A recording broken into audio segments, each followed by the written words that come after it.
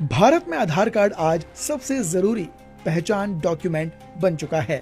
Bank खाता खोलने से लेकर सभी सरकारी योजनाओं का लाभ लेने तक लगभग हर जरूरी काम में आधार कार्ड की जरूरत पड़ ही जाती है। ऐसे में आधार से जुड़ी किसी भी तरह की नई व्यवस्था या फिर बदलाव सीधे तौर पर देश के करोड़ों नागरिकों को प्रभावित करता है।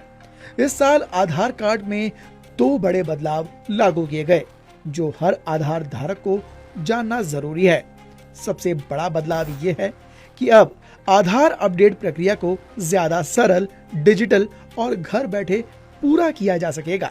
1 नवंबर 2025 से UIDAI ने कई अपडेट्स को ऑनलाइन तरीके से अपडेट करने की सुविधा शुरू की है, जिससे नाम, पता, जन्म तिथि, मोबाइल नंबर जैसे विवरण अब घरेलू इंटरनेट के जरिए भी अपडेट किए जा सकते हैं और इन विवरणों की पुष्टि सरकारी डेटाबेस जैसे कि पैन कार्ड, पासपोर्ट आदि से स्वचालित रूप से किया जा सकेगा, जिससे दस्तावेज अपलोड कम करने पड़ते हैं और समय भी बचता है।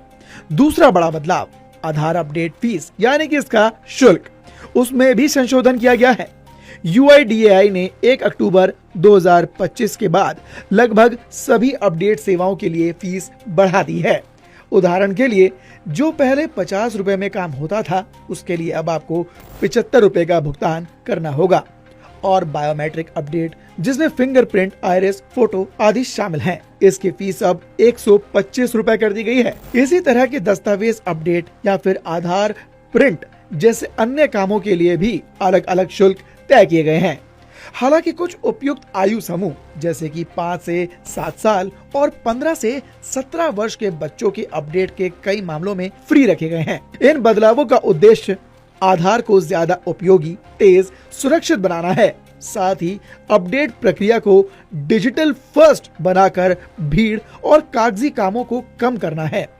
हालांकि अब कई सेवाओं के लिए शुल्क देना पड़ेगा, लेकिन कुछ अपडेट्स जो कि बच्चों के लिए बायोमेट्रिक जैसी चीजें फ्री रखी गई हैं, जिससे लोगों को राहत भी मिलेगी।